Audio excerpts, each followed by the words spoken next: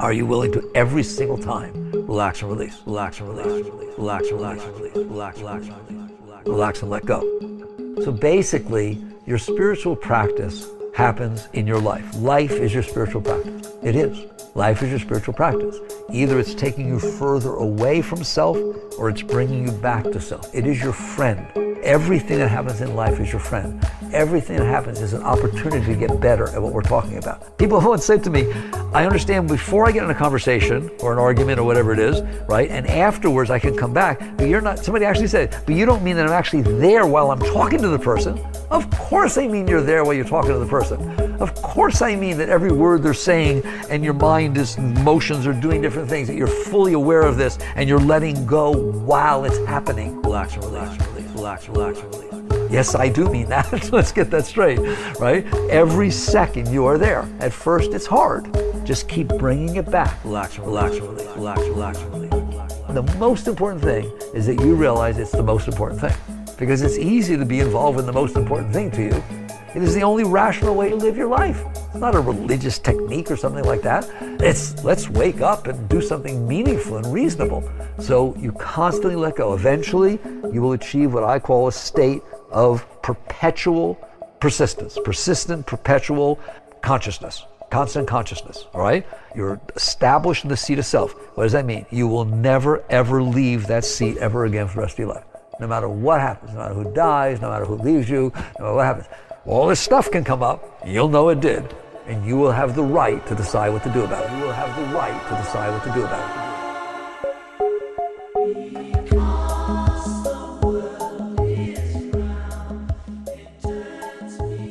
All right, so I don't know how you want to start again. Here we are, right? Infants on Thrones, Almost Awakened, Bill Reel, Glenn Osland, which was vice versa from the respective podcasts that they host. Yeah. And you and I are sitting down. And you and I have already talked about the first 6 presentation parts in a series by Michael Singer on I think the topic is The Path to Surrender. Yeah. And you suggested that we tackle this. I'd never listened to this. You'd listened to this several times. It's been Blame it on me, Bill. Deeply influential in your life. Yeah. And so here we are. We finished up. You and I are now revisiting presentation part 7 and part 8. And it felt like both these episodes were the wrapping up, were essentially, here's the technique. We spent the first 6 episodes saying, here's this present moment unfolding right before your eyes. It took 13.8 billion years to get here. We're not the outside world that we're observing. We're not our thoughts as they enter our mind. We're not our feelings as those rise up in us. We have these, is it samskaras? Yeah, with an M. Okay, samskaras, which are the experiences that are good or bad, but lead us to have expectations, either good ones or bad ones. And it's what leads to us feeling disrupted all through the day when the outside world or somebody else's stuff runs up against our stuff. And we talked about that in the past 2 conversations. And so here we are in the final part, and we're now going to tell the listeners how they cannot let the world and other people's stuff run up against their stuff. No, we're not. Did I? We're going to tell them what to do when the world hits their stuff, because you can't avoid the world. You can't avoid the feelings coming. You can't avoid it. Yeah. So did I? Other than that last little part, did I give a decent synopsis? I think so. Yeah. Okay. There are a couple things that he establishes that you're the one that's in there. He says that a lot. You're in there, and it's not always nice in there. It's not always the most pleasant experience. And why is that? And it's because we store these things in our mind, and he calls them samskaras, and it blocks the energy that's coming up from our heart. And we had this homework assignment. You remember that, Bill? Yeah, we talked about what this feeling was, this spiritual high that he's on, and what is it, and how do we get it? And that's really, I think what 7 and 8 are about is, what's it like to surf on the wave of chi, on the waves of this chi, on this energy, this natural energy, and what is it? And so you framed it kind of as you understand most of what he's saying up to this point. Like he said, there's 3 things that are going on: the world coming in through your senses, what you're thinking, and what you're feeling. And they said, but there's this 4th category. There's this chi, this energy, and you're like, I get the first 3. The 4th one, I'm kind of So where are you now on it? What do you think about it? So my wife and I went to Salt Lake City for a wedding this previous weekend, and then also we went to Mesquite yesterday. And on both trips, as we're in the car ride, as we're going out and doing things, I tried to keep this Michael Singer presentation, all 8 parts, kind of try to be aware of it and think about it and kind of soak it in as I'm just having life unfold right before me in each of these present moments. And on the trip to Salt Lake, we got to about Provo, and we finally passed a temple that was close enough to the highway that I could see it, a temple from Mormonism, which is the faith. I have to say this because I don't like talking about Mormonism on my podcast, but in this instance, I'll have to just because it's pertinent to the conversation. So we're passing Provo, Utah, and here's this edifice of this religion I used to believe in that I feel lied to me. I feel it deceived me. I feel it harmed me in some ways. And I still carry a little bit of anger, although I've moved on, I think, from most of it. And I still get triggered a little bit when I see those buildings. So we get to the building, and I'm intentionally thinking about Michael Singer as I come up on it. And I see it, and I get this little sensation that starts to rise up, and I go, just relax and release it. Michael Singer, his formula is R&R, which is to just relax and release it. He says, don't give that feeling much time. Don't name it. Don't think much about it. The feeling starts to come up, and you just relax and release it. And that feeling is allowed to just do what it does, and then it moves on. And then you get to move into the next present moment, and that feeling is gone, and some other feeling comes up. And so you're continually relax and release it. And it worked when it was these minor things that I could keep Michael Singer's formula on the forefront of my mind. It worked really well. There were other parts of the trip when me and my wife were trying to hash out hard parts of things that were abrasive to each other on, and the conversation just isn't going the way I want it to go. And so I'm getting this stressed out feeling inside me, and I'm trying to relax, and it's not working that well. And so I early on, again, I'm going to grant that this is a practice. I'm going to grant that it takes some time and effort and energy to build new habits around this formula. But as of right now, it's a mixed bag. Sometimes it works really well. Sometimes it really struggles to work. And maybe the problem's me. Maybe it's not. But again, coming into this conversation with you, Glenn, and having these 3 parts that we've talked about, these are spiritual practices that I have, on some degree, been thinking about and practicing anyway. And so I think it works, and I think I've got to get better at it. I still don't understand this spiritual energy. So I'll just say this. I'm feeling good. I'm going down the road. I'm having a good time on this trip with my wife. And then something I see disturbs me. I relax and release. And then I'm just right back to having a great day again. And I didn't notice anything extra special about the feelings I was feeling. I didn't notice anything extra special about energy or anything like that. And I'm open to that. I'm not closed off to those ideas. But there wasn't something magical. It just seemed like I went back to, and I'm always a guy who, I shouldn't say always, but I almost always wake up on the right side of the bed. I'm always happy. I never have really suffered from depression.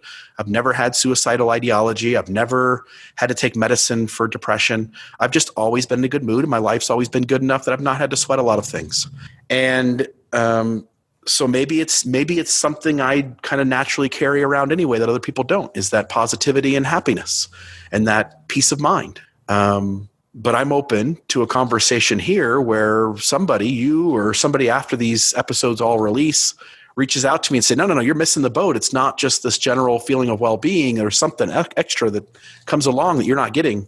And so I guess I'll stop there and let you put in your 2 cents about all the stuff I just said in the last 5 minutes. All of it, huh? Okay. Yeah, all of it. Every drop. Every drop of it.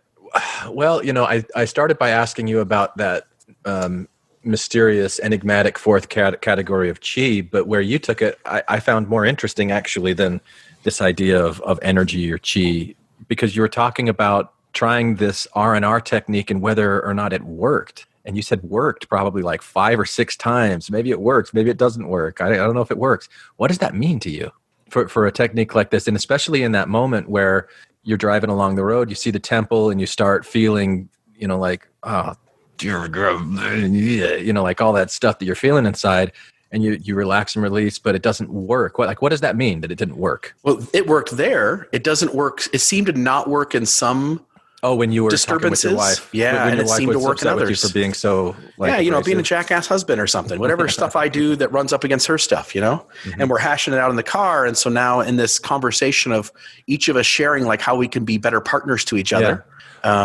Which part of hashing it out is the R and the R?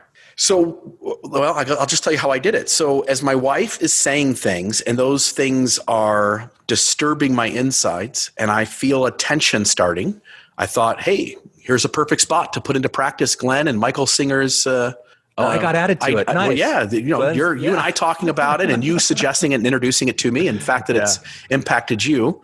And so I'm putting it into practice and I say, okay, all I have to do here is just relax and release it. So I relaxed. I tried to release it, and it didn't go away. What didn't go away? The inability to be comfortable while the feeling rose up within me. Right? I couldn't get comfortable. I couldn't be okay with it. It's not that it needs to go away. I understand I seem to be making an argument that it needs to go away to be okay. And you're saying like, it's not going to go away. The feeling's there. It's going to rise up and then it's going to go away on its own time.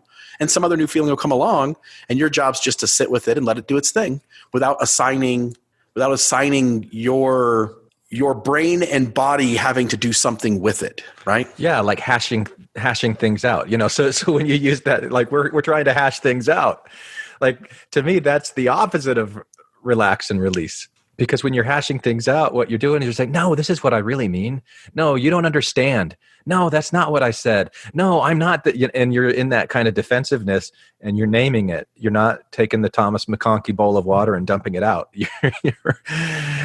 You're hashing, and that's not relaxing and releasing, right? Oh, right. So we shouldn't talk about things. We should not sit down together, me and my wife, and hash out the hard shit of a relationship because I don't think you can exit those disturbances and giving stories to them when you're doing that. It's not about you hashing things. Like if it's your stuff that's getting triggered inside of you, only you can be the one to relax and release it. And it is my stuff. My wife is saying like, hey, I'm happier or I'm better off if I do this thing or that thing. And those sometimes our spouse being our spouse, they don't do everything the way we want them to do them. And well, they do some things, right? But when our partner does something that we wish they did it not that way, and sometimes we can't sit still in that, and the partner needs the space to just be them and to be able to do that thing. Her sharing with me, hey, Bill, if you could just lighten up here and just leave me be here, then I'm going to be happier. And I'm recognizing it's only my ego and my unhealthiness that keeps her from being allowed to do that. So I know it's me. It's my shit that needs worked on. It's my shit I got to sit with. And as I sat with it and just tried to rest or relax and release it, it didn't go away. And again, maybe it doesn't need to. And I don't know what to do with it if it doesn't go away, because then I'm still all worked up. What's the it that didn't go away? The feeling, the anxiety, the change of breath, the feeling that I can't live with what she's asking me to be, and nor can I can't hold on to being the way that I am and feel good about it because it's my shit that's getting in the way of her. And I can't just compromise and become what she needs me to be because I've got all my samskaras assigned to that thing that's bothering me. So I just struggled to sit with the sensation. How long did you sit with it? Our conversation probably lasted an hour and a half. Mm-hmm. And, that disturbance. That was an hour and a half of hashing. Yeah. Right? It wasn't an hour and a half of R&R. And again, my wife and I are to a point, we've been married 23 years. We've worked out a lot of the shit that we do to each other. And so we do have a good space that we can throw out constructive criticism and not have it turn into a brawl or a yelling and screaming match where we start assigning, derogatory remarks or anything to each other. Mm-hmm. But so the conversation happened. And when the conversation was over, we decided to let it go, move on, and enjoy the rest of our trip. So it was gone. So after an hour and a half, you decided to let it go. Yeah, let it go. After an hour and a half of hashing, you decided. Yeah, and trying to figure out, like, can I give? Can you give? What's the compromise? What's the reasonable request we can make of each other? What can you do? What can you not do? Is it fair that you compromise here when it's really my ego that's getting in the way? Yeah. And then an hour and a half later, I guess eventually I relaxed and released without knowing it. Maybe, I don't know. Yeah. Well, he says something at one point in part 7 that, or maybe it's part 8, I don't remember which one it is, that once you really master this technique, you realize that anytime you put up any resistance, you're creating a new samskara that might take 10 years to get rid of. You're putting up some resistance to these things. And so that hour and a half of hashing things out, even though you go, oh yeah, it's healthy. We've developed this really great pattern over 23 years of doing this. Maybe you're still just reinforcing your samskaras and you're still just kind of padding it. And the next time something like this comes up again, you're going to hash it out again for an hour. I'm pretty sure I will. I'm pretty sure I'm going to. Yeah. Does this work for you? Do you feel like you really understand this concept, and when stuff runs up against your stuff, you just let it do its thing and let it go? Like, eventually let it go. It just... Yeah. Wow. It's awesome. It's because, and it's like, I don't need to be right. I don't need to be right. Yeah. And I don't need to be right. And I'm often not. And I don't need to argue about this. I'm interested, so I want to listen. So, I'll, and sometimes that doesn't work either, and what do I mean by it doesn't work?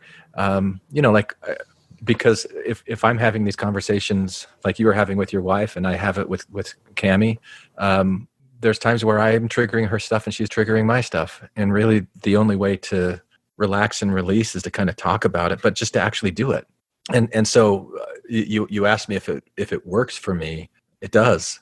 And it's going, okay, I can feel that feeling that's coming up in me that is the fight or flight response. This is I'm going to dig my heels in and I'm going to be defensive because she didn't understand something that I said, or she's misrepresenting something to me. And, I just, that can't be, I can't let that go. Like, what is that all about? Like, why is it that I've spent my life feeling like, oh no, I need this person to understand exactly where it is that I'm coming from? That creates so much stress and anxiety for me. And I'm doing it to myself. And so if I stop doing it and I go, okay, let's just not right here and see what happens. And then it kind of, it's just gone. And it doesn't mean that it's like gone forever, that I'm samskara free. I'm not samskara free, but I do think that this technique is effective and it works, but it only works for me. It doesn't work if I'm trying to change somebody else. That's the complete opposite of what this is, like trying to enforce my will on somebody else changing their mind and going, oh, it didn't work because they didn't change their mind. Like, right. No, it's me taking away that pressure, like from the teapot that's boiling up. And I'm like, okay, I'm going to open up the lid and just let all the steam out at once instead of trying to like push it down and hold it down and push it back. And yeah, it works. What does that look like? So let's try to throw out maybe an example or two and you tell me how you would work through it in this new way. Okay. So I don't know what irritates you or what runs up against your stuff, but I don't know if you're an organized guy and if somebody not loading the dishwasher right does it, or like, what's your thing? Like, and if you're willing, whatever one of the deeper things are, something that really runs deep that you could say, like, it's easy to say when someone doesn't, put the dishes away, but on this really serious thing, I was able to put it into practice as well. But if not, let's pick a minor thing then, and let's at least talk about what it looks like when you do this right. And again, I get it. Do it right, do it wrong. Again, in this space, nothing's right, nothing's wrong, nothing's good, nothing's bad. Yeah. So, okay. The house that Cammie and I are in has a really awesome master bedroom suite. It's like a 2-story open suite. So, and this is where I am right now. I'm kind of like in this loft office area, and I'm looking to my right. There's this catwalk that goes to the other end where there's like bookshelves and there's another desk. And, sometimes I'm sitting here and Cammie's sitting at that desk and we're working on stuff. It's really awesome. There's some stairs that go down and, the bedroom's down there. The bathroom is just below me, it's really cool. But it also, when I'm recording a podcast and I'm like a sound Nazi, it's like, I don't want noise. And I can get kind of like an asshole about like, there's noise. You and me both. Yeah. And that's not cool to her, because then she's like, this is my house that you're living in, and you're telling me that I have to be quiet and I have to tiptoe around here. So that's an area where there's times where her stuff comes up against my stuff, because I'm like, yeah, but you knew that this is what I do and I need to have this space. She's like, yeah, but if you're doing it too much, then I don't have a place for me. And so just the other day, we were having this, I was recording something up here, and she came in downstairs, and there's the sound of the door opening and shutting. And I spoke down to her. I said, hey, are you going to be down here for a while? And she's like, oh, what? You're telling me to shut up again? Like it's what her thinking, because I just hit her stuff.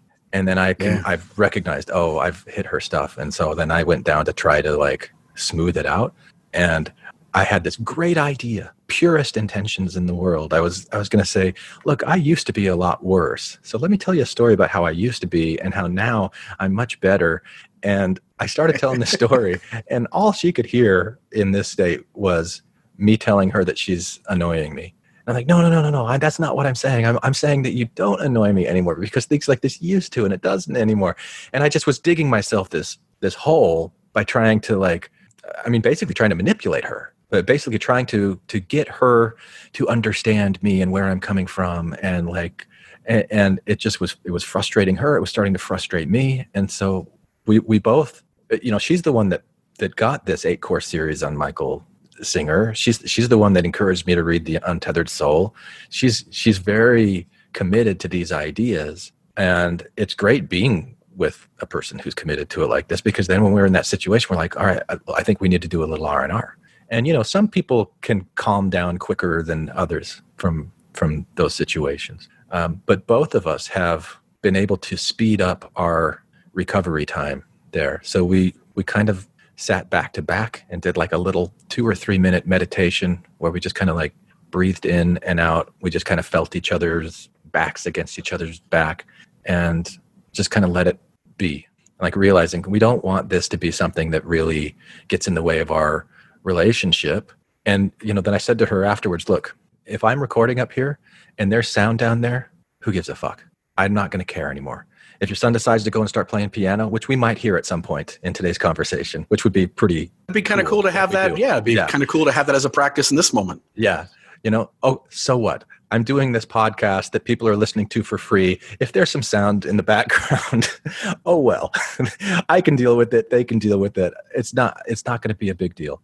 So let's just change the story that we're telling about that. And, so there's an example of it. Instead of that escalating, because both of us really want to come together. We both want to have peace of mind, and finding ways to do that in ourselves and taking responsibility, like me taking responsibility for, I was telling you the story because I thought that it was going to have this result, but it didn't have this result. Actually, that's my fault. I'll stop. So when somebody making noise while you're recording, that their stuff ran up against your stuff, which is I'm putting out this quality product. It has to, the only way this thing is successful and grows is if it has the best of sound quality. And so whatever your stuff is inside that says, I've got to put out a good product. I can't have it be disrupted. I can't have people hear things in the background. Right. So you start to feel this sensation in you based on all these stories over the course of your time podcasting and your experience with the podcast. We're talking about 10 years of me doing this, like multiple times a week, sitting down in front of a computer, recording myself speaking into a microphone and then listening back to it. And if I hear, like I remember in the early days of recording, somebody would be like clipping their fingernails or, something, and I would listen to it and it would just drive me insane. And so this formed this samskara in me, that like sound when I'm recording is triggering to me. It makes me, it upsets me. And so recognizing that's my stuff that I'm carrying around. And so how do I relax and release that? I just make the conscious effort when I'm in that moment to go, oh, it's starting again. I'm going to breathe and just, let that sound be there and not worry about it. But I mean, that's one way of looking at the story that I gave. But the other one is, as she and I are interacting with each other and we're trying to figure out how are we going to coexist in this awesome space that we both chose to be in. And for the most part is fantastic. But every once in a while, there's these little roadblocks that we have. And in this case, it happened to do with, me recording a podcast and not wanting sound in the background. But as we're talking it over with each other, and we're both triggering each other more, recognizing it and going, okay, this is like, we're triggering each other more because in my past relationships, I didn't feel understood. And maybe it goes all the way back to my dad. And, it could go back to all of these things, but another thing that Michael Singer says in here is you don't have to understand. You don't have to understand the source of where it's coming from. You don't have to understand all the why. You just recognize there's this feeling that wants to come out. And it's like, I don't know. Did you ever read Jonathan Haidt, The Righteous Mind? I have listened to parts of it. I've got it on Audible. Okay. I have not read it all the way through, but I'm familiar with him. He gives this metaphor of an elephant and a rider. Are you familiar with that metaphor?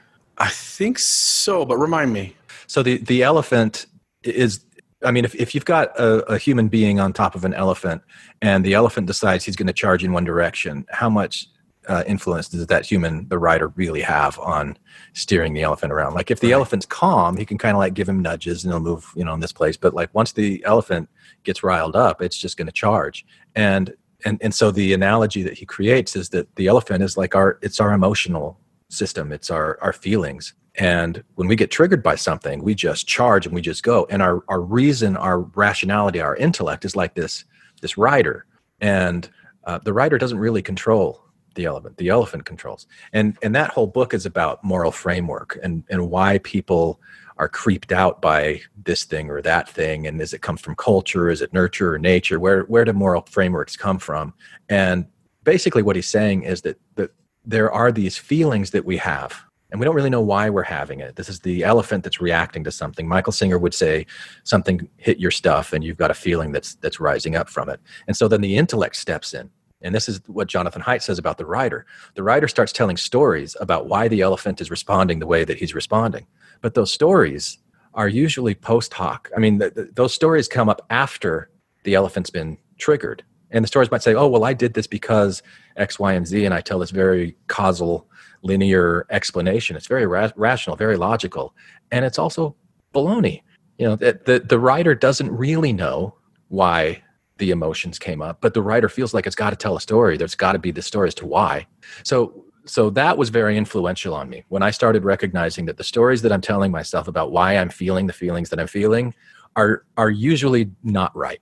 But I think that they're right. But that's kind of the function of the intellect, is to soothe and calm down the elephant, even if I got to tell you these stories that, this is why or whatever, and just soothes it and calms it down. So adding that with this Michael Singer stuff, when I'm in a potential argument, I kind of recognize those feelings are coming up and I'm starting to tell stories to justify why I did what I did. And I really just got to knock it off. And it's what you say all the time. Don't name it. Don't tell the story around it. You don't need it. Yeah. You don't need it. Yeah. And I will say, like, in practice, this works and doesn't work for me. Not just Michael Singer, but just this general idea of my wife or I are having a conversation. Me and my friends are having a conversation. Me and my kids are having a conversation. And there are things that trigger me. My daughter. There are things about her emotional unrest that triggers me, and I'm now trying to get control of my world again. So I get louder to try to get her to get quiet. It never works, and I do the same thing over and over. And so in the last year or two, again, just maybe going back to what I've said before, which is learning that, look, and I did an episode on this for the Almost Awakened podcast a couple months ago where I said, look, all of us have these lifetime of experiences in how we deal with our kids, our spouse, our coworkers, and sometimes we want the people around us to show up differently, and yet we keep responding to these triggers the exact same way, and we keep getting the same results, and we act like we want something different. But do we really want something different if we do it the same old way? And so I think that when you start to, again, be aware that you're aware, and you start to go, here it goes again. Here's another one of these similar kinds of experiences. And I can tell if I do this the way I've always done it, we're going to spiral out, end in an argument. Both people are going to go in their separate directions, pissed at each other. Let's do it different this time. Let's just sit. Let's just talk. Let's just figure out a better way. And it really does come to what I think Michael Singer is hitting on, but I can't do it the way he's saying. Maybe I'm doing it. I'm just doing it differently. I don't know.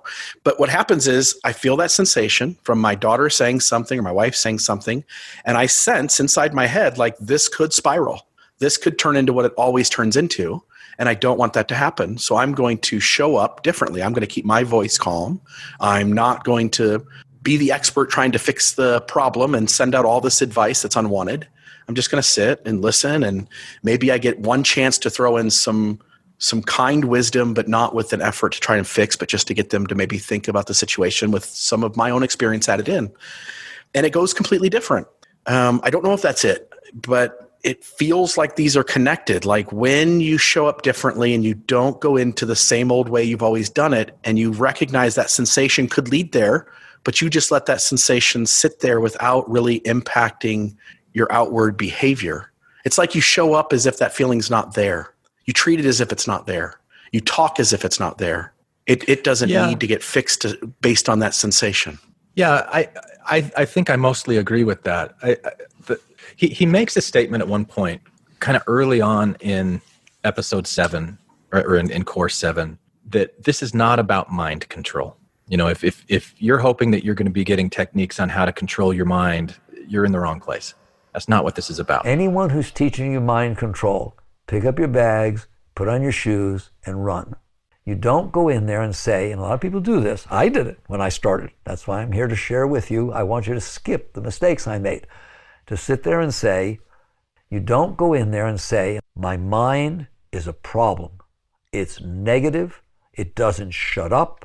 It complains all the time. It finds something wrong with everything, right? The lunch isn't as big as it was last time. It's not exactly the temperature that I want, blah, blah, blah, blah, blah. You don't go in there and say, my mind is a problem. I'm going to shut it up. Anyone who's teaching you mind control, run. Mind control has nothing to do with spiritual growth. It has nothing to do with this. It is the same as world control. Right? Go out there and control the world so that it doesn't bother you. Go out there and control your mind so that you don't have to be so bothered. There is a reason the world is the way it is. I spent a lot of time teaching you that, didn't I? I hope you respect that now, right? There's a reason. The truth of the matter is, and no one likes when I say it, every moment in front of you is perfect. It is the perfect result of every single force that caused it to be that way. Do you understand that? If you took all the inputs from the beginning of time, it would say, wow, that's a miracle. It's exactly right. All right? It's not perfect what I want. It's not perfect morally. It's not perfect any of this stuff, right? It's not optimal necessarily, but it is perfect. Do you understand that? You have to start there to understand it is exactly the way that all the forces would cause it to be, and those forces go back to the beginning of time. You don't go in there and say, my mind is a problem. I'm going to shut it up. It is the perfect result of every single force that caused it to be that way. This is the truth. So it's not about manipulating the world to make it match me, and it is not about fighting with your mind. Do not ever fight with your mind. That's like I'm going to put a knife in two hands and I'll let my left hand and right hand fight with each other. Guess who loses? Me. So when you said you act as if that feeling's not there, that kind of sounded a little bit like mind control, or maybe repressing or suppressing, or whichever one of those that is. I don't think it's pretending that the feeling's not there. I think it's acknowledging that the feeling is there, respecting that the feeling's there. But what he talks about is stepping back, and this is a concept we haven't brought up before, but it's an important one that he makes, and I don't remember which course it's in, the seat of self. Sitting back in the seat of self. And that just means you're the observer. You're observing what's going on, and you've created this metacognitive distance between you and the situation. And your ego, right? Your ego is detached. Not that, I don't like that framing, because Eckhart Tolle says, the death of my ego's died, and I don't buy that. Yeah. But you sense like the ego is this unhealthy part of you that tries to keep your world always aligned and tries to make everybody else responsible for things that go wrong and tries to justify why you do what you do.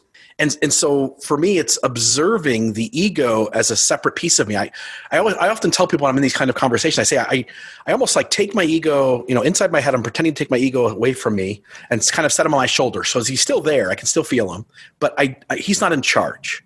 I can feel what he's feeling. I can sense what he wants to do and what he wants to say, but he's separate from me, and my healthy part of me is going to now operate in this situation, and the ego isn't going to have this go the way the ego's always made it go. And again, I'm interrupting you and throwing in my own 2 cents again. Doesn't bother me, man. I R&R. Go ahead. Try to annoy me, Bill. You can't do it because I'm in mind control. No, it's not mind control. No, I agree with what you're saying. You know, I also don't like the idea that the ego is bad. I don't like the idea that the ego needs to be killed. I don't think it's even possible for the ego to be killed. I think what's bad is, and I really even hesitate using that word bad, but I think when it's the ego that's running the show, without you sitting back in the seat of self and recognizing what's going on, because then it's just like, it's like these automatic programs, if X, then Y. And I think that's what the samskaras are. It's these patterns of preferences. If X, then Y. If this comes in that you don't like, then push it away. If this comes in that I like, then cling to it and don't ever let it go because I don't ever want it to go. You know, it's like if X, then Y. And that automatic stuff is running the show of your life, whether it's going to be a good outcome or a bad outcome. But if you take a step back and you're in that seat of self, then I think you can choose, well, if X, then Y. Am I really going to do that? No, maybe I'll do something else. Like you were saying, I'm going to try something different than what I've done before to have a different outcome. But I think going back to what I asked you earlier, what does it mean for it to work? I think if we're looking at the effectiveness of this and how other people are responding, we're looking beyond the mark. I think it's just within yourself. Yeah. Because another thing that Michael Singer says that I really liked is that once you really master this, every experience is a win-win situation. Because if you're in an argument with somebody and you get upset or they get upset or you're fine or they're fine, either way it's a win because you're learning something. You're learning something about yourself and you're bringing that in, and that becomes the purpose of your life. All the different situations you're in are going to bring to you opportunities to bother you. Have you noticed? Right? All of a sudden, you just entered a win-win situation. If something doesn't bother you, that's nice. If something does bother you, it's wonderful. It's an opportunity to grow. So now, no matter what is happening, you're in there working, enjoying, growing yourself, expanding yourself. It all becomes a positive experience at some level, right? It's just like if you play a sport. Fine, if you're winning and you're better than the other team, that's wonderful. If the other team is better than you, every single play you're learning something. You understand that? You're becoming better at the sport. That's a wonderful attitude. You're not losing, right? You win either way. Right now, we're set up in a lose-lose situation. No matter what happens, we lose. So I have so much trouble, right? Once in a while, something goes the way we want, but then it fades. If you want to grow spiritually, you can. It does not cost money. It does not take time. It has nothing to do with your status in life or your age or anything. It has to do with your attitude about what is the purpose of your life. So you have now set the purpose of your life to exploring the depth of your being. Well, that's what spirituality is, right? And it isn't like you have to wait to the end. You know, they say when you die, you'll go to heaven. No, stuff, right? You constantly grow. I die daily, St. Paul said. Okay? You're constantly growing. You're constantly releasing parts of your being, and you will become higher and higher, happier. Like he says, I die daily, which means that the old parts of me have been updated by this newer experience where I've relaxed and released. And now, tomorrow, I'm going to be a different person than I was today. And actually, in every breath I take, I'm a different person physiologically, but subtle differences. But you're saying this is what it means to be spiritual. I'm going to be doing this inner work on myself. I'm recognizing that I've got all of these samskaras, all of these things that I've created through the course of my life. And so what I'm going to dedicate my life to now is dissolving them. Like plop, plop, fizz, fizz. Oh, what a relief it is. It's just going to like fizzle up and, maybe you'll belch and get rid of it.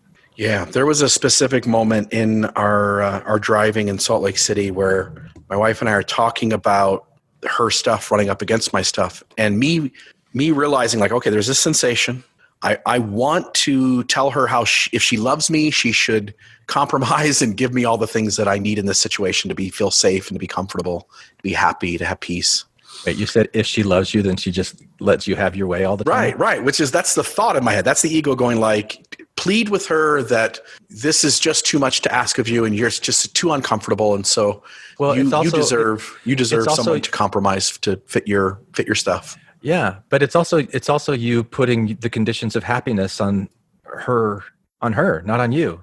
If you act in this way, then I'll be okay. Right. So I sat there for a minute. I felt the feeling and I thought, okay, let's practice this. I just sat for a moment. I just tried to relax, tried to release it. And the closest I could get in this moment was to have this moment of clarity where I said, you know what, inside my head, I'm going, you know what, this is me. This is my unhealthiness that needs her to be something different.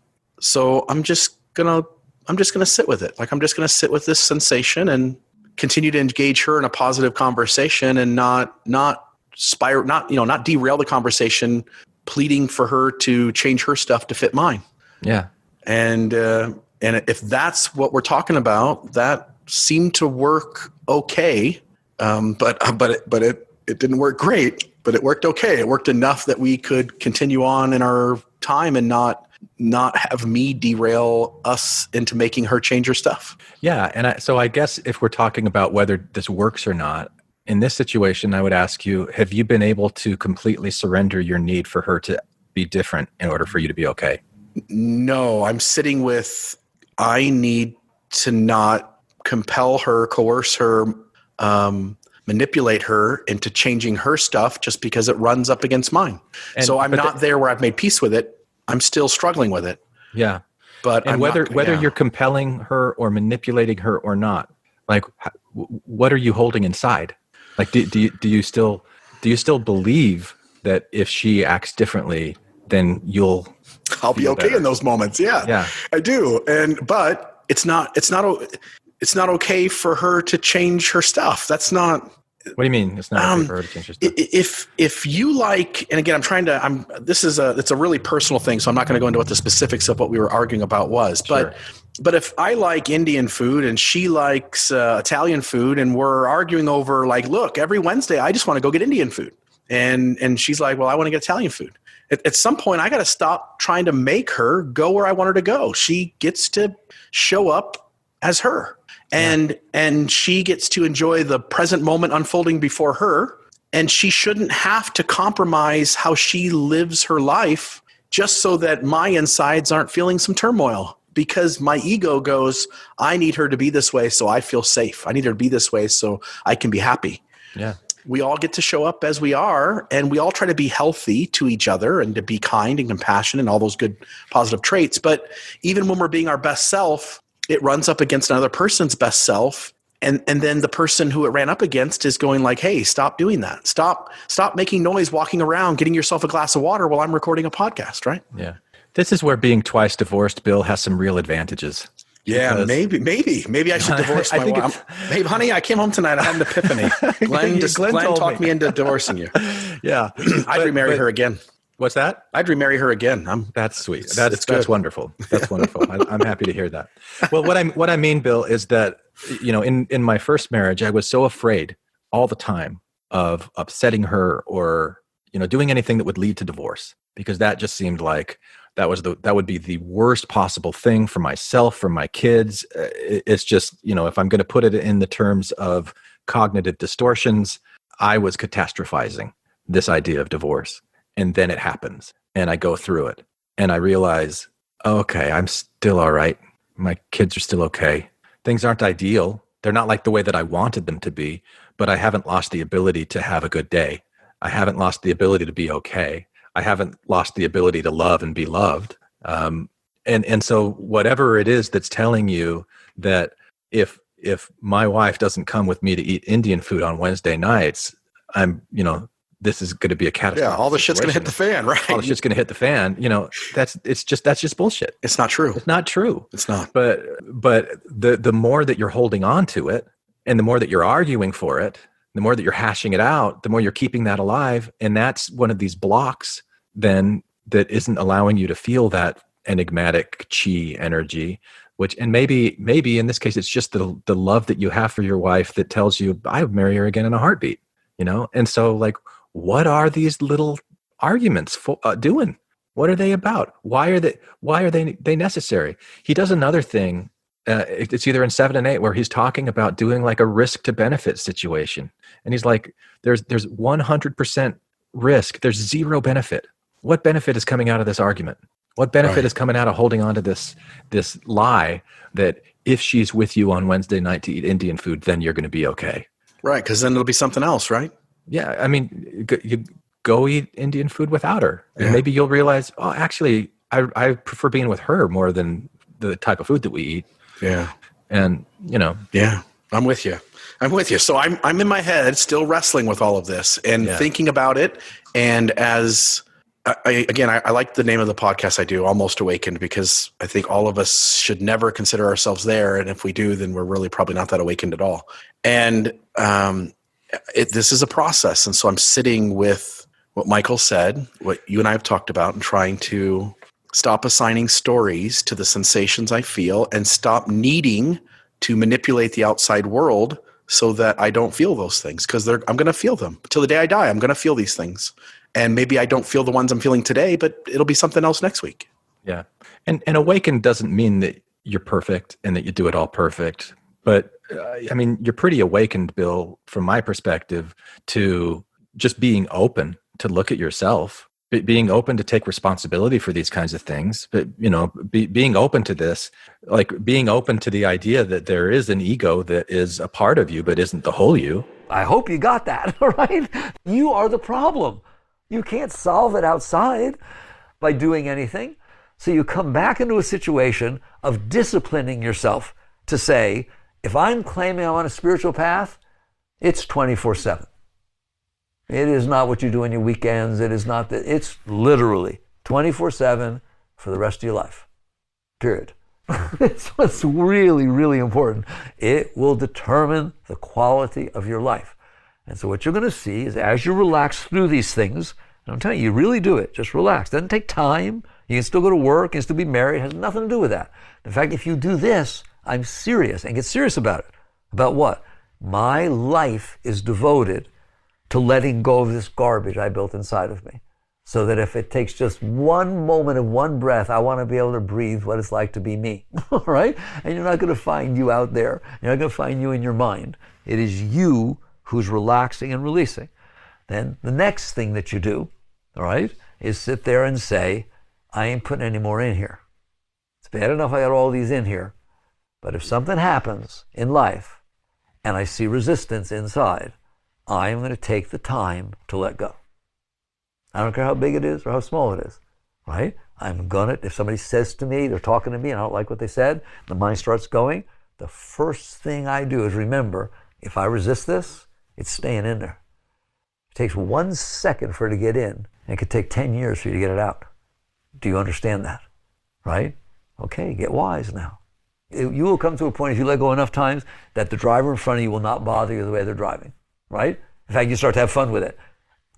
10 miles an hour below the speed limit? Try 20. It's a world limit. Come on, this is fun. All right? You can have fun with things. You're the only one in there. Right? You decide the quality of your life. You decide the quality of your life. Yeah. I think you're more awakened than almost awakened. I'm pretty much awakened. Yeah, pretty much awakened. New podcast. So for the listeners, I think, as you pointed out last time, everybody should get this 8-part series and listen to it. I would also, maybe in this last episode, I'd like to recommend some other books, and maybe you can throw some other things out too, because you and I were talking about maybe a follow-up conversation that we have around another presentation. Yeah. But I think there are other books that go hand in hand with Michael Singer. I can think of a few. Ruiz's The 4 Agreements, and then the second follow-up book by him and his son, The 5th Agreement. Yeah. There's Unfuck Yourself. There's certain books like Sapiens and Civilized to Death and Sex at Dawn and Mating in Captivity that are also teaching us to recognize that all of us humans see the world different from each other. And if you need another human being to be on the same page with you all the time, it's never going to work. And that you need to realize that evolution is built within us, this tribalism, and once you realize that everybody is a completely different person. Michael Singer makes the point that you think you look different. You and I look different. If you think you and I look different based on what we are inside our heads, we are physically identical twins. Like the stuff inside our heads is so different that even as you think you look different from somebody, that difference is so minuscule compared to how you think inside your head. And that I can talk about. Like that makes complete sense to me. As I've sat with my wife and we've begun to be vulnerable and to talk about what's really going on inside of our heads, as we use language, the language is different, the experience is different, our expectations of what we need or want or desire is so different. And so we now kind of give each other space to go like, that person didn't respond like I want them to, but why the hell would they? They're not me. Why would they respond with the words I need them to respond with? That doesn't make any sense. Yeah. I know in my life, I put a real premium on understanding and like wanting to understand other people, wanting to be understood. Yeah. And it's just impossible. It's really impossible. Yeah. It's impossible because, you know, Michael Singer does a really good job. I've shared it with friends that have said he's a little repetitive and it gets a little tedious. And, maybe, but I liked the repetition. It really helped these concepts sink in because he gives so many different examples, and he'll spend an hour, moving 1 inch, maybe. He moves further than that, but, it's a lot of repetition. And when he talked about how everything that I've ever seen from my perspective, like no one has ever seen what I've seen from my perspective, moment by moment, by moment, by moment, every place I've ever been, even, my siblings. And to tie it back to Mormonism for a minute, I don't remember if I said this to you on a previous conversation or not. I may have, but I was asked once, somebody was talking to me about how they were forced to go on a mission and how uncomfortable that was, and that they just didn't really even have a choice. And, isn't that terrible that the church forces people to do that? And I'm like, but my brother, right? He didn't go. And we grew up in the same family. We grew up in the same ward. We had all the same leaders, the same parents, but he hung out with a different group of friends. He grew up 5 years younger than me. His experience of life and his personality, his makeup, he's very, very different than I am and always has been. And so to make a sweeping statement that's like, oh, the church forces people and nobody ever has a choice. I mean, that's doing other work and other kinds of fictions that are there. But, like my brother in that case, he's his own person. And for me to go in and think, oh, well, I can understand where he's coming from. I can understand what his experience of life is. I mean, I can try, and empathy is important. And I don't say don't try to empathize with people. But for me, instead of placing the premium on understanding them, it's been more on accepting them and accepting that even though I can't understand at a level that I'd really like to get in the weeds and understand all the weeds, I can take like a 30,000 foot level and go, oh, I can kind of understand this. But mostly I just accept it. Yeah. I can accept it how it is and not push up against it and not cling onto it and like, oh, well, this has to stay the same always. I can't let this go, or I'll never be happy, or I can't ever have this happen to me again, or I'll never be happy. And, things like that.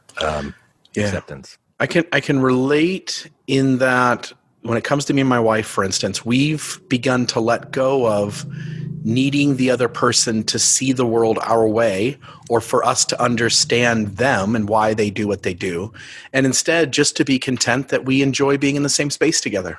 We enjoy being in the same room. We enjoy holding hands and watching TV. We enjoy going on a hike together.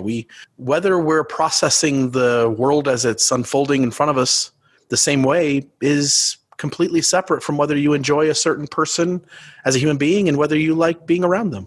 And again, that doesn't mean that we won't have bad experiences, and it doesn't mean that you won't have to be around people that you don't like being around. I just think it's to just accept, and I think Michael points to this, it's accepting the world as it is. You're not going to change this moment. This moment, you might be able to change another moment in the future, but in the present moment, you can't change any present moment. It just happened. It's just happening right now as it's happening. And I think that once you're really able to accept, like whatever happens, I'm going to accept it. I think then you can assert some of that will that you have to be creative and playful with it. And he gives some examples of how to do this. And like when you're recognizing, oh, I'm sitting in the seat of consciousness, I'm surrendering this moment, I'm going to feel good about it. Boy, I'm going to pat myself on the back and go, this is great. This is my life's purpose. This is what I'm trying to do. I'm trying to be more accepting. I'm trying to be more loving. And even gets to the point of saying any experience, anything that happens is my friend. It's my teacher. And like getting to that place, and anything that happens not only is okay and you accept it, but you say, this is my friend because it's teaching me something. I like that idea. And I've touched it. I've tasted it. Yeah. I'm not always there, but I'm there a lot more than I ever thought that I'd be able to be. Yeah. And yeah, it's a cool place to be. I like it. Again, I'm telling the audience that I'm somewhat struggling with the process, but yes, again, I've done this kind of work away from this particular series, and yes, much more of it today than a year ago, much more in the last year than 5 years ago, and sure as hell night and day difference from what I did when I was 20 years old, newly married. You said this brought up other things for you, this conversation that we've had, and then listening to the series again to prep for this conversation. You said there were other things that came up that you wanted to talk about. What are some other things that you thought we kind of should talk about or hit on and that were interesting? I've got a couple that I'm going to keep concealed up my sleeve, Bill, because they can get a little weird and a little wooey. Okay. So I'm going to wait on those. But I think the thing that I'd like to talk about next with you is another perspective of what surrender and letting go is. And this is a book by David Hawkins called Letting Go. And I shared with you some audio from that book. So you'll take a listen to it. I'll start that tonight. And he presents it in a slightly different framework. I think some of the techniques that he discusses will sound very familiar to you, not only from things that you heard from Michael Singer, but things you've heard from Thomas McConkie and others. But he creates a framework, and I think he calls it a spectrum of consciousness. It's something like that I found really fascinating and really compelling. And like, if you really want to see, how am I doing in this whole process? Where am I going? Like, what's my ultimate goal? Where do I want to be? What kind of feelings do I want to be feeling? If I've got this mysterious chi energy that is love, as he described it, it's just pure joy. How do I get to where I'm able to feel that all of the time? Yeah. How would you do that where you can feel that all of the time? And what are the things that get in the way? What are the things that block it? And can you identify what they are? And I'll give you a sneak peek. Is it shame? Is it guilt? Is it fear? Is it apathy? Is it pride? Is it anger? Those all sound close to home. Yeah. Is it neutrality? He talks about this range of emotions, and he wrote another book that was really influential that he built on for this one, and I think it's called Power versus Force, or Force versus Power. And I've read that one too. The ideas in that get reiterated in Letting Go. I prefer Letting Go to Force versus Power, but and some of it I kind of take literally, and other things I take metaphorically. But either way, it helped me to take these concepts from Michael Singer, because the biggest takeaway for me with Michael Singer was this idea of a samskara, and that I created it. Like, I don't control the world that's around me. Like, the world that's around me has been in place, 13.8 billion years of things lining up just amazingly the way they did to bring in this moment right here. But I'm the one that says whether I like what's going on, or whether I don't, whether I want more of it or whether I want less of it. And that has such an impact and influence on the way that I feel about life and about myself and about people around me. That was my biggest takeaway from Michael Singer. Since I'm the one that authored that unconsciously throughout the course of my life, now that I've woken up to the role that I played in doing that, now I've got a choice. Am I going to keep doing it with my eyes closed? Or am I really going to go into this and try to, relax and release when I feel these things coming up, and take that responsibility and go, yeah, I'm not going to respond the way that I used to. I'm just kind of let this flow and see what happens, see where it goes, and trust. Yeah. And trust. And so what happened then with the David Hawkins stuff is it kind of said, okay, once I became comfortable with that, now what's my ultimate destination? Where do I want to go? And can I trace where I am? Can I see where I am on that path? Like, am I usually feeling guilty or shameful? Am I usually in pride? I found myself in pride a lot. So it's like a way to kind of focus in a little bit closer, and was a really cool follow-up for me with Singer. So that's my suggestion. I love all that. And a lot of that feels close to home. Like a lot of that is stuff that I think about and wrestling with. Yeah. We have this, me and my wife both, if our friends get together without us, like there's some, whatever you want to call it, jealousy, certainly pride. Like, why are my friends meeting without me? And do they, you worry whether, are you still liked or loved? But we can spend so much energy worrying about why we're not involved in an experience that people we care about are involved in.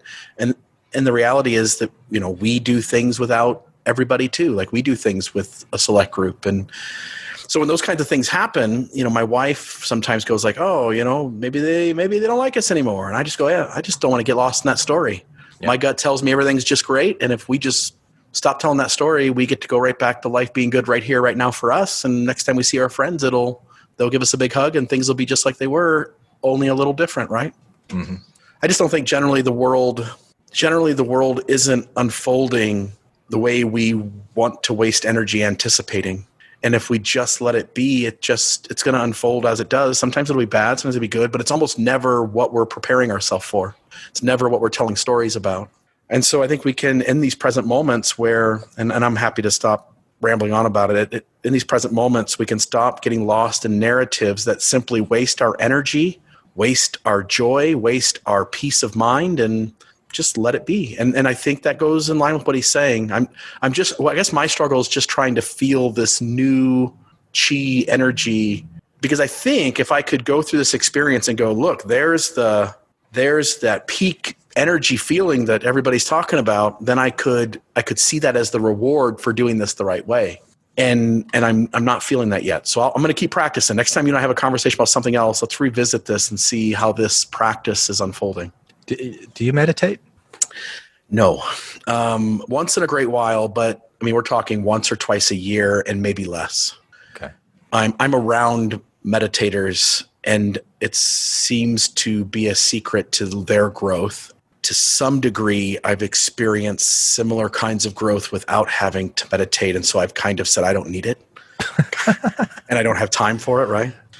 But the reality is I need it, and I do have time for it. Just as much time as the rest of us. Yeah, just as much as the rest of us. Yeah. So I started meditation maybe a year and a half ago, and I don't do it every day, but it's helped. It's helped. And so, like, if you're talking about wanting to feel that chi, I think that's the way. And I imagine that when you were because you were a convert to Mormonism, really gung-ho, you loved it.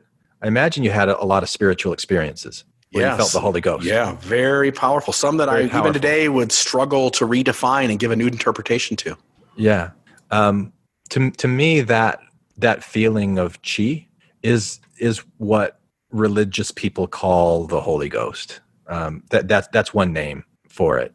And I think a lot of times that feeling could be just like, oh, I'm hearing a song that I really like, or I'm at a concert, I'm out in nature or something, and just feeling like this appreciation.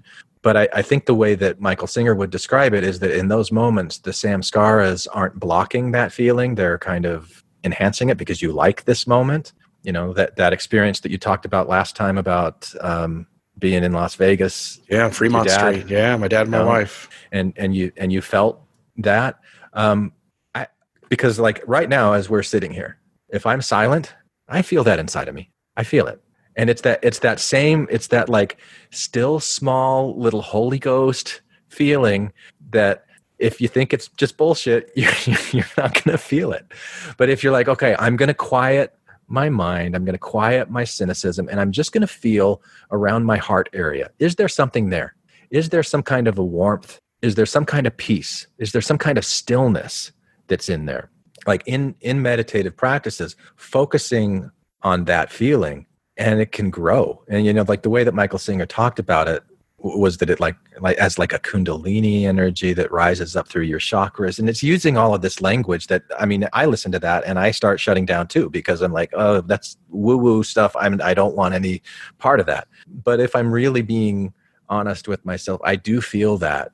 And I feel it more now than I did in more recent years. But as a kid growing up in the church, when I would do things that, were good, and I would get that kind of attaboy Scooby snack reward of feeling the Holy Ghost. I had those spirit experiences a lot of feeling the Spirit. And it was something that, when I started my faith crisis and started rejecting all of that stuff, it went away in some ways. I found it in other places. So I think it's there. I think everybody has access to it. I think everybody feels it at different times, whether you're recognizing it or not, because you're worrying about this or that. And, that those physical feelings and emotions can be really strong and overpowering and cover it up. You could almost call it bathing with God, right? Good. A bubble bath. A bubble bath. Yeah. Well, cool. I relate to all this. So I'm appreciative that, you saw me as somebody that you could introduce this 8-part series to and have a conversation with and around this stuff. And it certainly has been beneficial to me. This is the stuff I want to swim in on a regular basis. So yeah. So I was happy to stumble across and go, I wonder what Bill Reel's up to. Oh yeah, he's doing this Almost Awakened podcast, and thought that you'd be interested in the Bathing with God stuff. And then your response to that and talking, I'm like, okay, well, let's see if you want to talk about this. So I was really happy when you said, yeah, let's talk about it. I love it. And last time when you said, let's do more, I'm like, all right, be careful what you ask for, because I've got a lot in here. Well, good. I am excited. Like, let's see where the next one goes. And then maybe after that, if maybe I can point us to a couple of things. Oh yeah. And we could talk about a few things too. Sure. Cause there's a few things, there's a little tiny clip. It's about a 3-minute clip from Jordan Peterson. Okay. And I know there's it's a very partisan person, right? You either hate him or like him. But there's a few things that he says in this 3-minute clip that I could literally talk for an hour on that have to do with this bathing with God, Michael Singer type space, and what God is, and how we treat the knowing and unknowing of what that unknown thing is, and how close we can get to it before we start to express certainty. And then the moment we express certainty, we show our cards that we really are nowhere near it, right? We're nowhere next to it. And the people who seem to be the wisest voices seem to tiptoe around it. What is that thing that's beyond our knowing? And religion comes in and goes, oh, we know exactly what it looks like. It's got a 6-inch beard. It's got long hair. It lives in this place. It died on one day and rose 3 days later. And I think the moment you name it, I think you show your cards that you really don't know what it is. I think it's more mysterious than that. And so your bathing with God was touching to me because it played in the space of, I can't really define it, but I'm also going to try and tiptoe around the edges of it. And I think that's as close as the experts can get. Yeah. Well, that sounds good. Yeah. Send me that Jordan Peterson clip. And if there's other books or 8-course series that you want me to go through that you've got the advantage on and I'm going through for the first time, let me know. Cool. And in the meantime, I'll start the next one. Sounds good. Anything else you want to cover in this conversation? I think maybe what I'll do is I'll send you a clip that we could tack onto the end of this one to kind of tease what that letting go stuff is, because I recorded something for my Patreon supporters. I think I just published it there. I don't think I published it to the general audience, but I may have.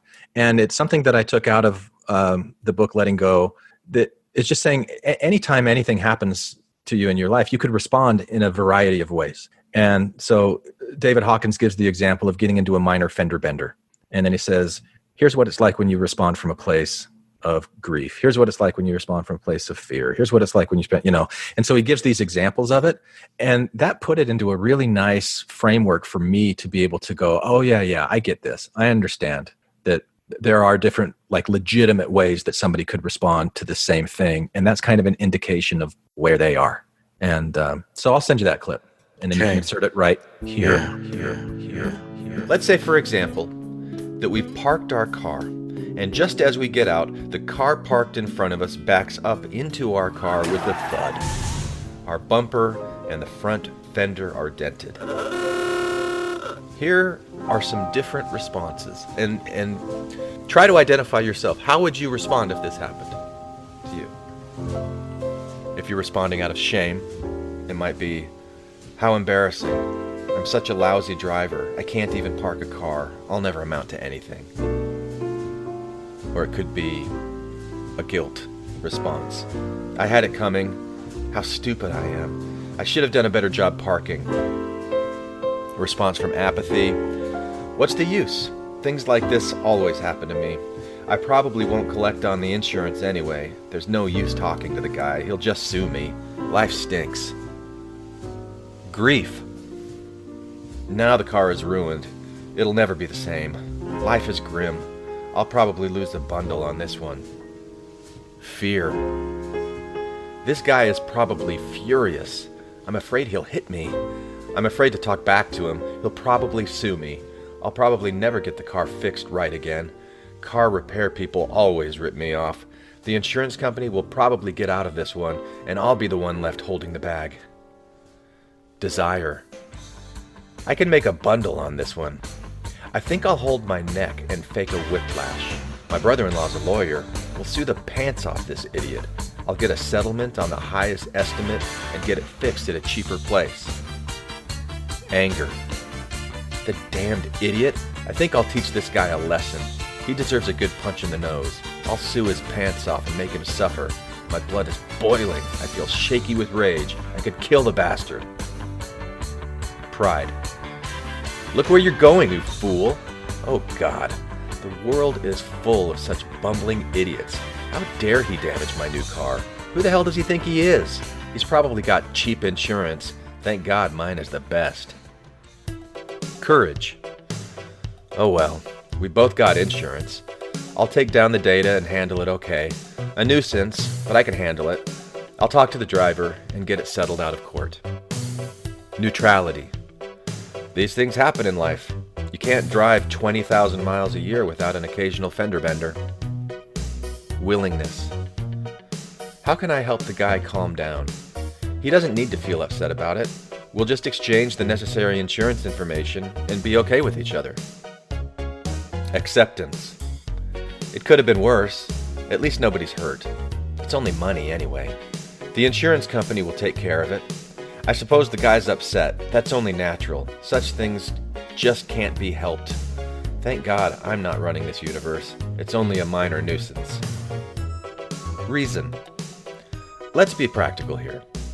I'd like to take care of this as quickly as possible so I can get on with the day's activities. What's the most efficient way to resolve our problem? Love. I hope the guy isn't upset. I'll calm him down. He says to the other driver, "Relax. It's all okay. We've both got insurance. I know how it is. It happened to me just the same way. It was a minor dent and we got it fixed in a day. Don't worry. We won't report it if you don't want to. We can probably deduct it and avoid a raise in our insurance premiums. There's nothing to be upset about." He reassures the upset driver, putting an arm on his shoulder in fellow human camaraderie. And the last one, peace. Well, isn't that fortuitous? I was going to have the rattle in my bumper fixed anyway, and the fender already had a little dent, so now I'll get it fixed for nothing. Say, aren't you George's brother-in-law? You're just the guy I wanted to see. I have some great business that I think you can handle for me. We'll both benefit. You look like the right person to research it for us.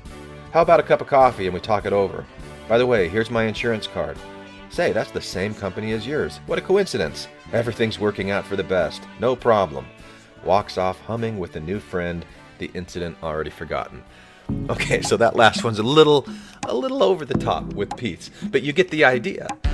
Were you able to locate yourself in there? Like, how do you think your response would be? And do you have a choice? Do you have a choice on how to respond? All right, love it. Love it. Let's re-engage again next time. Okay. Okay, have a great day, Glenn. I will. Take it easy. That's good. All right, see you, man. Put down the weapons that you use against yourself. You don't need them anymore. Lay down the weapons that you use against the world. We don't need another war. Put down the weapons that you use against yourself. Hi, this is Hillary. Matthew, Ryan, Carol, Keith, Ashley, and I like to play bingo online while listening to Infants on Thrones. You can comment on this episode on the website, infantsonthrones.com. And if you really like what you hear, give the Quorum a 5-star rating and write a short review on iTunes. I did. Anyone for the closing prayer? My worst crime is an inside job. Dark thoughts taking over like an inside mob. I tune into the scene between the eyes. and take a breath. Thank you for listening to Infants on Throne. I sit still and watch the thoughts flow past me. Never mind the future, never mind what the past be. I like to jump and let the universe catch me. Free fall, watch the beauty blow past me. I keep my pockets light, destination in sight. Keep my actions elevated to compassionate heights. I'm walking past the fight, laying down.